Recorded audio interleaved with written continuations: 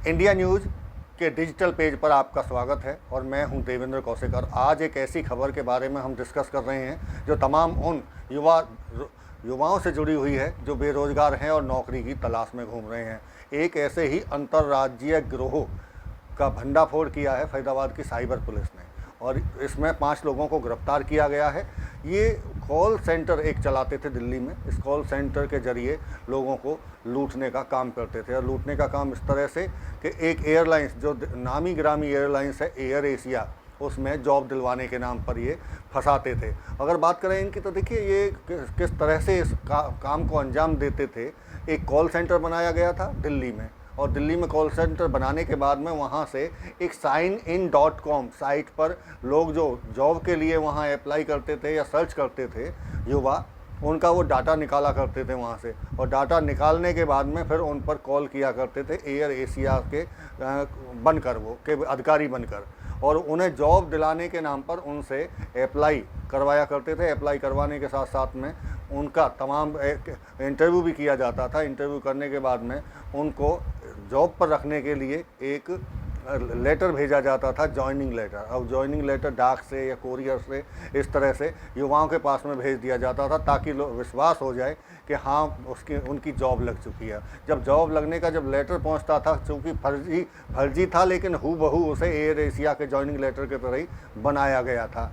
और joining letter जैसे ही किसी भी युवक के पास पहुंचता था, उसके बाद में फिर लूट की प्रक्रिया शुरू करते थे। ये पहले उससे सर्विस चार्ज के नाम पर, मेडिकल के नाम पर, इस तरह से अलग अलग पैसे लूटने का ये काम करते थे। क्योंकि युवाओं को भरोसा हो जाता था कि हाँ अब ज्वाइन करना है तो उससे पहले ये तमाम प्रक्रियाएँ हैं, चाहे हेल्थ चेकअप की हो, चाहे और तमाम तरह की जो प्रक्रिया पूरी करनी होती है उसके एवज में ये पैसे मांगा करते थे।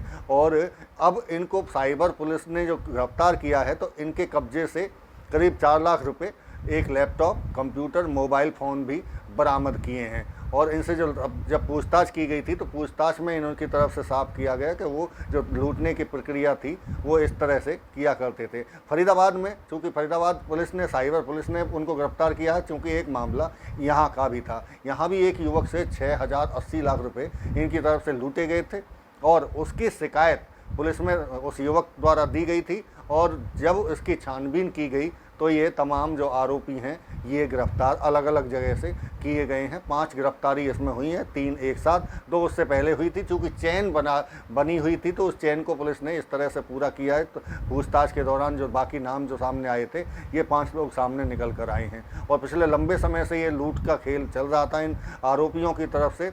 आप समझ सकते हैं कि जिस तरह से साइबर क्राइम लगातार बढ़ता जा रहा है, साइबर क्राइम की घटनाएं लगातार हो रही हैं। जामताड़ा का आपने पीछे सुना होगा कि वो भी फरीदाबाद पुलिस की तरफ से उसका भंडाफोड़ किया गया था। खुद पुलिसकर्मी वहां जाने से जो डरते थे, लेकिन जामताड़ा पहुंचकर फरीदाबाद की पुलिस ने एक बहादुरी का परिचय तो दिया ही, लेकिन उस नेक्सस को भी तोड़ने की कोशिश की। क्योंकि वहाँ से जिस तरह से बैंकिंग को लेकर, OTP से लेकर तमाम तरह के बैंकिंग प्रक्रियाओं को पूरा कराने के नाम पर, ATM पिन को शुरू कराने के नाम पर उनको झांसा देते थे, लोगों को बताया करते थे कि आपका ATM बंद हो चुका है, ATM का पिन मांगा करते थे, OTP मांग लिया करते थे। तो ये तमाम तरह की जामताड़ा में लूट हुआ करती थी। लेकिन हालांकि अभी ये नहीं कह सकते कि वो लूट बंद हो गई है। लूट अभी भी लगातार जारी है, चूँकि लगातार शिकायतें, इस तरह के मामले दर्ज होते रहते हैं। लेकिन एक बड़ा नेक्सस अब इस तरह से जो एयर एशिया एयरलाइंस के नाम पर जो युवाओं को लूटने का काम ये पूरा गैंग कर रहा था, उसकी गिरफ्तारी हो चुकी है अब। लेकिन इसके साथ साथ मैं एक बात और कहना चाहूँगा कि आप जितने भी ऑनलाइन प्रक्रिया, जितनी डिजिटलाइजेशन देश में बढ़ रहा है तो उसमें कहीं ना कहीं ये जो फ्रॉड है ये भी लगातार बढ़ रहा है। इसलिए सतर्क रहने की भी ज़रूरत है। नमस्कार।